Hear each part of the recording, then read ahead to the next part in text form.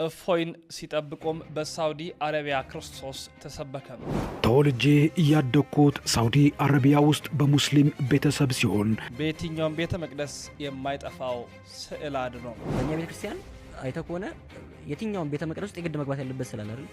የትኛውም ቤተክርስቲያን ሲገባ ልክ መጋረጃው ሲገለጥ መጀመሪያ የምታየው ስዕል ምስለ ፍቁር ወልዳ እመቤታችን ቅድስት ድንግል ማርያም ከተወዳጅ ልጇ ጋር። እግዚአብሔር ሀብት ያልሰጠው ሰው የለም። እግዚአብሔር ሀብት ያልሰጠው ሰው የለም። መጋቢ አዲስ እሸቱ አለማየሁ አስደናቂውን መልእክት አስተላልፈው የምታገቧቸው ሴቶች በውስጣቸውና በውጫቸው ቆንጆ ቢሆኑና ከሁለቱ አንዱን ብቻ ምረጡ ብትባሉ የውጭን ትመርጣላችሁ የውስጡ? የዘማሪ አብስራ ድንቅ መልእክት።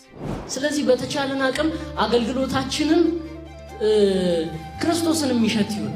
የተወዳችሁ ቤተሰቦቻችን እንዴት አላችሁ? እንዴት ቆያችሁ? እንዴት ሰነበታችሁ? ሰላም እግዚአብሔር ባላችሁበት ቦታ ሁሉ ይብዛ። መረጃው ለመላው ዓለም እንዲዳረስ ሁላችሁም ላይክና ሼር በማድረግ ትብብራችሁን አጋርነታችሁን በማሳየት እንድትጀምሩ በፍጹም ትህትና እየጠየቅን በቀጥታ ወደ መረጃችን አምራለን።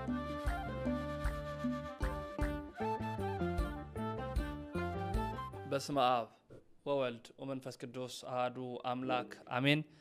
የፍጥረታት ሁሉ አባት የሰማይና የምድር አስገኛ ጋይስት ዓለም ቅድስት ሥላሴ ክብር ምስጋና ይድረሰው። እናታችን እመቤታችን ድንግል ማርያም ውዳሴ ክብር ይድረሳት። ቅዱሳን እንደየማዕረግና ክብራቸው ምስጋና ይድረሳቸው። እንዴት አላችሁ? እንዴት ቆያችሁ? እንዴት ሰነበታችሁ? ውድ ቤተሰቦች እንግዲህ ዛሬም ያስተምሯችኋል፣ ሊመክሯችኋል ያሰብኩትን የተለያዩ መረጃዎችን ይዤ መጥቻለሁኝ። ሁሌ እንደምለው ላይክ ሼር በማድረግ ጀምሩልኝ። በቀጥታ ወደ ቪዲዮቹ አመራለሁ። በቅድሚያ እንድናደምጥ የምወደው ነገር አለ። በየትኛውም አብያተ ክርስቲያናት በቤተ መቅደስ ውስጥ የማይጠፋው ስዕል አድኖ ምንድን ነው?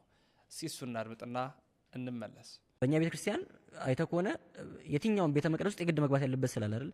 የትኛውም ቤተክርስቲያን ሲገባ ልክ መጋረጃው ሲገለጥ መጀመሪያ የምታየው ስዕል ምስለ ፍቁር ወልዳ እመቤታችን ቅድስት ድንግል ማርያም ከተወዳጅ ልጇ ጋር። ሁሉም ቤተክርስቲያን የማንም ይሁን በየትኛውም ቅዱስ ሲሰየም የሚገባው ስዕል የእመቤታችን ስዕል ነው። ምክንያት አለ።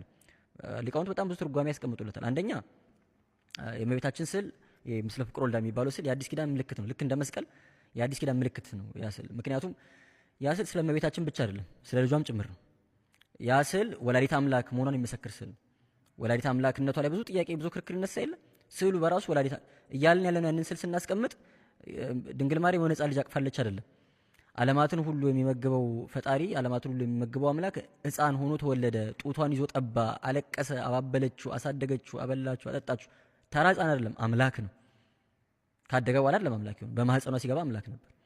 ያንን የሚሰብክ ስዕል ነው። አዲስ ኪዳን የሚሰብክ ስዕል ነው። አምላክ ሰው ሆነ፣ ሰው አምላክ ሆነ የሚለውን ስብከት ተዋህዶን የሚሰብክ ስዕል ነው። ሚስጥረ ስጋዌን የሚሰብክ ስዕል ነው። በቃ አዲስ ኪዳን ዶግማ ነው ማለት ነው ሐሳቡ ራሱ። ያንን የሚሰብክ ስዕል ስለሆነ